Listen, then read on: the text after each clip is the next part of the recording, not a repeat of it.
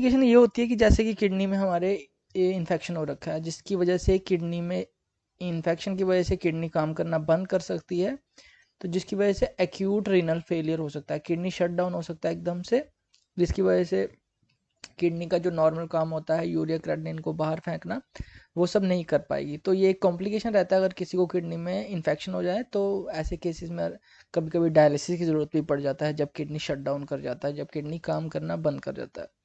तो जैसे ये किडनी काम करना बंद कर जाएगा तो इसकी वजह से बाकी ऑर्गन सिस्टम अफेक्ट होना शुरू हो जाएंगे। जैसे कि अगर किडनी शट डाउन हो जाता है उसकी वजह से बीपी बढ़ता है, और बीपी का असर हमारे ब्रेन पे हो सकता है। ब्रेन में हमारे ये कर सकता है हाइपरटेंसिव एनसेफलोपैथी, हाइपरटेंसिव एनसेफलोपैथी। तो इसकी वजह से ब्रेन में भी असर आता है किडनी जब डैमेज होती है।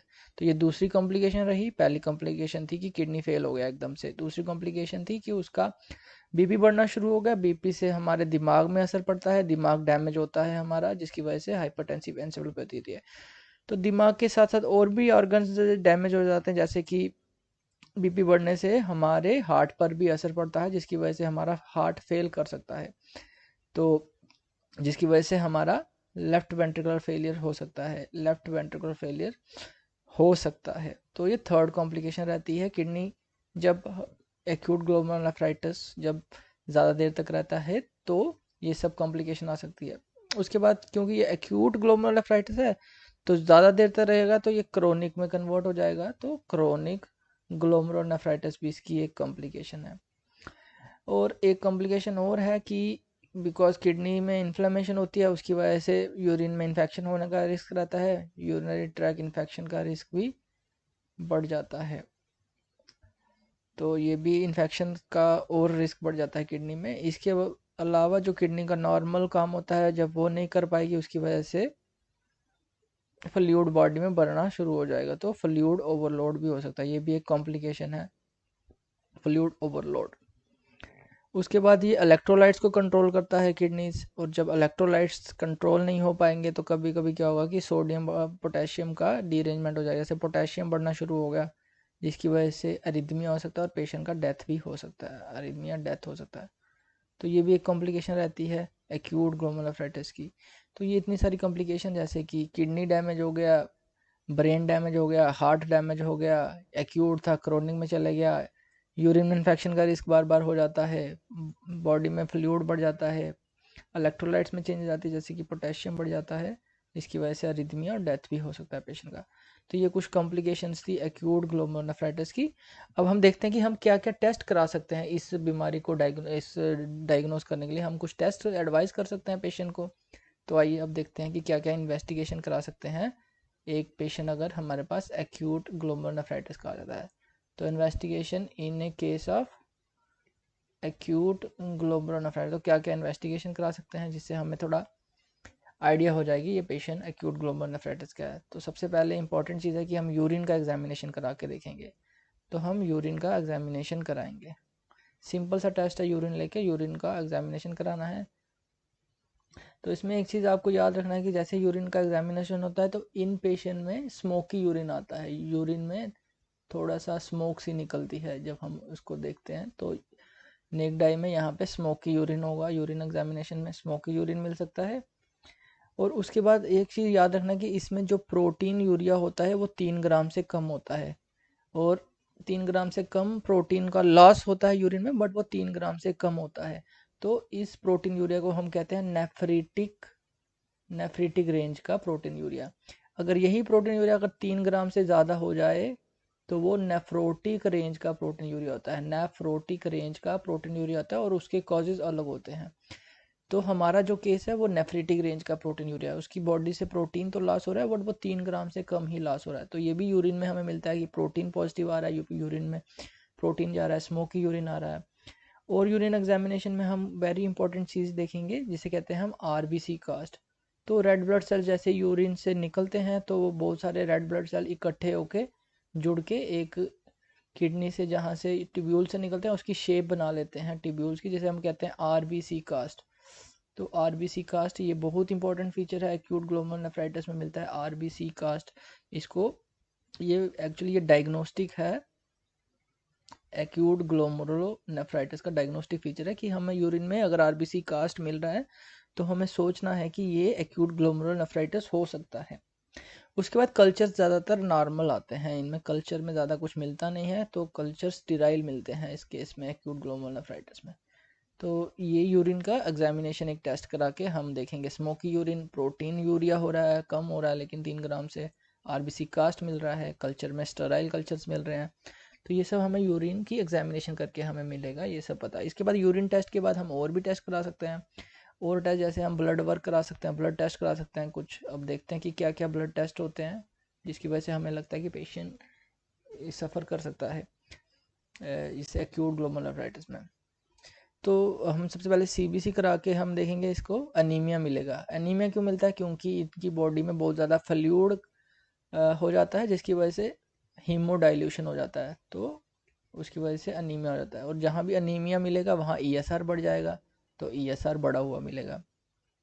दूसरा चीज़ है कि इनमें डब्ल्यूबीसी काउंट, क्योंकि इन्फेक्शन हो जाता है तो ल्यूकोसाइटोसिस मिलता है, तो डब्ल्यूबीसी काउंट उनका बढ़ा हुआ मिलेगा। ल्यूकोसाइटोसिस जिसे कहते हैं वो मिल सकता है, ल्यूकोसाइटोसिस मिलेगा। उसके बाद हम एक टेस्ट कराते हैं जो स्ट्रेप्टोकोकाई सोर्स बताता है कि स्ट्रेप्टोकोकल का इन्फेक्शन हो रखा है, जिसे कहते हैं हम ASO titer, ASO anti streptolysin O titer जो होते हैं ये बड़े हुए होते हैं। तो हम ये टेस्ट करा के, ब्लड टेस्ट में हम क्या कराएंगे, सीबीसी कराएंगे। सीबीसी में हमें अनीमिया मिलेगा, ईएसआर बढ़ा हुआ मिलेगा, डब्ल्यूबीसी मिलेंगे।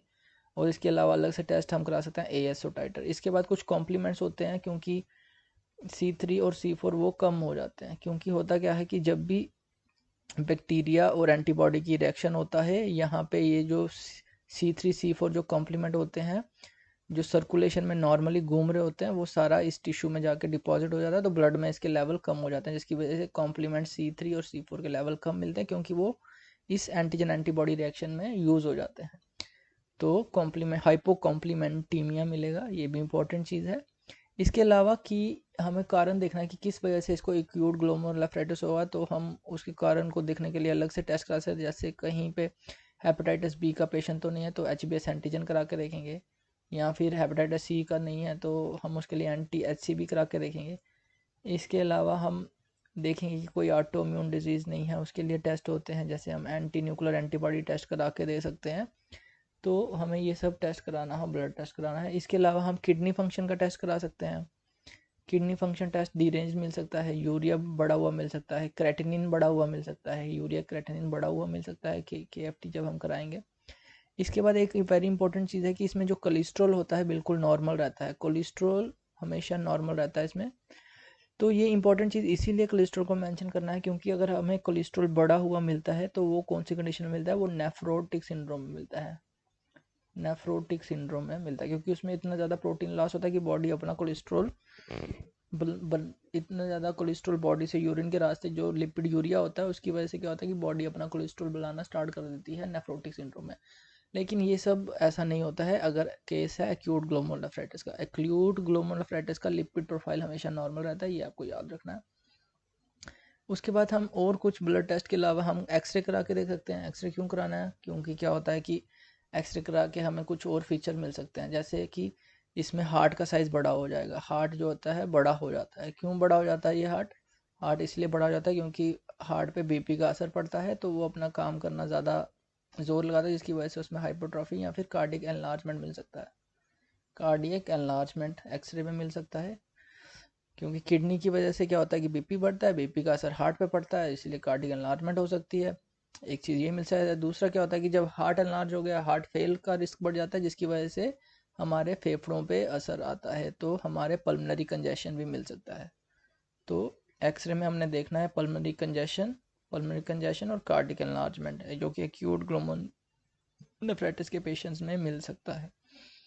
इसके बाद इसके अलावा हम थ्रोट स्वैब करा सकते हैं स्ट्रेप्टोकोकस को ढूंढने के लिए। Throat swab to find the streptococcal bacteria, streptococcus bacteria को ढूंढने के लिए हम थ्रोट स्वैब करा सकते हैं। इसके बाद हम अल्ट्रासाउंड भी करा सकते हैं। अल्ट्रासाउंड में ज़्यादातर किडनीज का साइज़ नॉर्मल ही रहता है, या फिर कभी कभी लार्ज किडनी मिल सकती है एक्यूट ग्लोमेरुलोनेफ्राइटिस में, तो अल्ट्रासाउंड करा के या तो नॉर्मल साइज़ की किडनी हो सकती है या बड़ी हुई हो सकती है साइज़ किडनी का इन जो एक्यूट ग्लोमेरुलोनेफ्राइटिस में। तो ये थे कुछ टेस्ट हम कर रहे थे जो कि डायग्नोज करने में हेल्प करते हैं एक्यूट ग्लोमेरुलोनेफ्राइटिस के। इसके बाद हम देखेंगे कि हम इस पेशेंट को ट्रीटमेंट क्या देंगे, कैसे हम ट्रीट करेंगे इस पेशेंट को। तो ट्रीटमेंट अब देखते हैं हम कैसे मैनेज करते हैं इस पेशेंट को। जैसे कि हमारे पास पेशेंट आ गया, उसकी किडनी में इन्फेक्शन हो गया, तो हम सबसे पहले तो हम उसको स्ट्रिक्ट बेड रेस्ट कहेंगे। स्ट्रिक्ट बेड रेस्ट करो। स्ट्रिक्ट बेड रेस्ट इसीलिए करना है, उसकी वजह से जब तक करना है स्ट्रिक्ट बेड रेस्ट जब तक उसका ग्लोमरुलस में जो इन्फ्लेमेशन होती है वो कम ना हो जाए। जब तक कि ग्लोमरुलस में इन्फ्लेमेशन होती है वो कम ना हो जाए। उसके अलावा जब तक उसकी सूजन कम ना हो जाए, जो बॉडी में सूजन होती है जिसे हम अडीमा कहते हैं, वो कम ना हो जाए। या फिर हम देखेंगे कि जो उसको बीपी बढ़ा हुआ था वो कंट्रोल में ना आ जाए, जो ब्लड यूरिन में जा रहा था वो जाना बंद ना हो जाए, या फिर आरबीसी कास्ट है वो आना बंद ना हो जाए, तब तक हम उसको स्ट्रिक्ट बेड रेस्ट कराएंगे। तो इस सब का हम वेट करेंगे कि उसकी ग्लोमेरुलर सूजन कम हो, एडिमा कम हो, बीपी कंट्रोल हो जाए, हेमेटूरिया जो हो रहा था वो कम हो जाए, तब तक हम उसको स्ट्रिक्ट बेड रेस्ट कराएंगे। इसके अलावा हम और क्या कर सकते हैं इसकी ट्रीटमेंट में, हम इसके प्रोटीन को थोड़ा सा रिस्ट्रिक्ट करना होता है डाइट में, क्योंकि प्रोटीन रिस्ट्रिक्ट कराना ज़रूरी हो रहता है ऐसे पेशेंट में। प्रोटीन रिस्ट्रिक्ट कराते हैं, प्रोटीन रिस्ट्रिक्ट कराना है। और हम इसको कार्ब वाली डाइट देंगे, हाई कार्ब डाइट जिसे कहते हैं। कार्बोहाइड्रेट वाली डाइट हमें प्रेफर रहती है इन पेशेंट में। प्रोटीन को कम करिए, कार्ब को बढ़ाइए एक्यूट ग्लोमेरुलोनेफ्राइटिस के पेशेंट में। इसके अलावा इनका साल्ट फ्री फूड देना चाहिए इनको, क्योंकि बीपी बड़ा होता है तो साल्ट फ्री वो फूड, नमक थोड़ा इनको कहना कि कम ले, साल्ट फ्री फूड देना ज़रूरी रहता है इनको। और इनका जो फ्लूइड होता है वो हमने कैसे देना है, जो फ्लूइड हमने देना होता है, हमने उसको पूछना है कि कल उसको कितना पेशाब आया था 24 आवर में। तो सपोज अगर उसको कल पेशाब आया है 1000 ml, तो हम उसको 500 ml और जोड़ेंगे, तो ये कितना हो गया 1.5 लीटर। तो हमने ऐसे करके इसको कहना है कि इससे कम मात्रा में फ्लूइड लेना है, 1.5 लीटर से कम इसको फ्लूइड लेना है। तो फ्लूइड हमने कैसे डिसाइड करना है ऐसे पेशेंट में, हमने उसको कल का यूरिन आउटपुट पूछ लेना है, उसमें 500 ml और जोड़ देना है, और जितना वैल्यू आएगा उससे कम इसको फ्लूइड देना है। तो फ्लूइड रिस्ट्रिक्शन भी इसमें रहता है, क्योंकि इसमें ऑलरेडी बहुत ज़्यादा फ्लूइड होता है वो बॉडी में, तो फ्लूइड रिस्ट्रिक्शन करानी है हमको। इसके अलावा और हम क्या ट्रीटमेंट में कर सकते हैं, हम इनको डायूरेटिक दे सकते हैं, तो ज़्यादा फ्लूइड होता है वो निकल जाएगा। डायूरेटिक में हमारे पास दवाई आता है जिसे कहते हैं फुरोसिमाइड की टैबलेट आती है, 40 mg की टैबलेट आती है, ये देनी है हमने उसको डेली, जब तक उसका सूजन वूजन नहीं उतर जाता है, तब तक हम, जहाँ बीपी कंट्रोल नहीं होता है तब तक हमने उसको फुरोसिमाइड देना है। इसके अलावा हम उसको देंगे बीपी कंट्रोल करने की मेडिसिन, जैसे कि हमारे पास आते हैं कैल्शियम चैनल ब्लॉकर्स आते हैं, जैसे कि नेफिडेपिन हो गई। इसके अलावा और एम्लोडिपिन भी आती है दवाई। इसके अलावा दवाई आती है हाइड्रेलाजीन, बीपी कंट्रोल करने के लिए हाइड्रेलाजीन, या फिर डायाजॉक्साइड। ये जैसे नेफिडेपिन, एम्लोडिपिन, हाइड्रेलाजीन, डायऑक्साइड, ये बेसिकली बीपी कंट्रोल करने के लिए हम दे देते हैं मरीज़ को। इसके अलावा और ट्रीटमेंट में आता है कि हमें इनको एंटीबायोटिक दे सकते हैं। एंटीबायोटिक में हमारे पास आता है क्रिस्टलाइन पेंसिलिन आता है। क्रिस्टलाइन पेंसिलिन देना होता है हमें इसको 5 लाख यूनिट देना है हमने। IM देना है और BD डोज में देना है, BD देना है, सुबह शाम इसको इंजेक्शन लगाएंगे हम क्रिस्टलाइन पेंसिलिन के 5 लाख यूनिट के, इंट्रामस्कुलर इंजेक्शन लगेगा। अगर कोई इंजेक्शन नहीं लेना चाहता है तो हम उसको एरिथ्रोमाइसिन की टैबलेट दे सकते हैं, एरिथ्रोमाइसिन की टैबलेट, जो कि हमें 250 mg का देना है, और ये दिन में 4 बार ये दवाई लेना होता है इन पेशेंट को, एरिथ्रोमाइसिन का 250 mg। ये कोर्स हमारा जो रहता है वो 7 से 10 दिन का कोर्स रहता है पेंसिलिन का या फिर एरिथ्रोमाइसिन टैबलेट का। इसके साथ साथ हमें और चीज़ों का ध्यान रखना है, हमने कॉम्प्लिकेशंस को ट्रीट करना है, ट्रीटमेंट ऑफ कॉम्प्लिकेशन, जैसे कि किसी का अगर हार्ट फेलियर हो गया तो हार्ट फेलियर को ट्रीट करना है, अगर किसी को हाइपरटेंसिव एंसेफेलोपैथी हो गई तो हमें उसको हाइपरटेंसिव एंसेफेलोपैथी मैनेज करनी है। इसके अलावा कभी कभी क्या होता है कि इन पेशेंट का अगर किडनी शट डाउन कर जाता है या फिर पोटेशियम बढ़ना शुरू हो जाता है या बॉडी में फ्लूइड भरना शुरू हो जाता है या फिर एक्यूट रीनल फेलियर हो गया, तो ऐसे केसेस में हमें डायलिसिस करना पड़ता है। आसान शब्द में कहेंगे तो खून की सफाई करना पड़ता है, डायलिसिस करना पड़ता है लास्ट केसेस में। इसके अलावा कुछ ड्रग्स हम इसमें यूज़ नहीं करते हैं, जैसे कि स्टीरॉयड का ज़्यादा रोल नहीं है, स्टीरॉयड का कोई रोल नहीं रहता है ऐसे पेशेंट में। साइटोटॉक्सिक ड्रग्स होते हैं, उनका भी कोई रोल नहीं है, साइटोटॉक्सिक ड्रग का कोई रोल नहीं है। तो ये था थोड़ा सा मैनेजमेंट जो हम देते हैं एक्यूट ग्लोमेरुलर नेफ्राइटिस।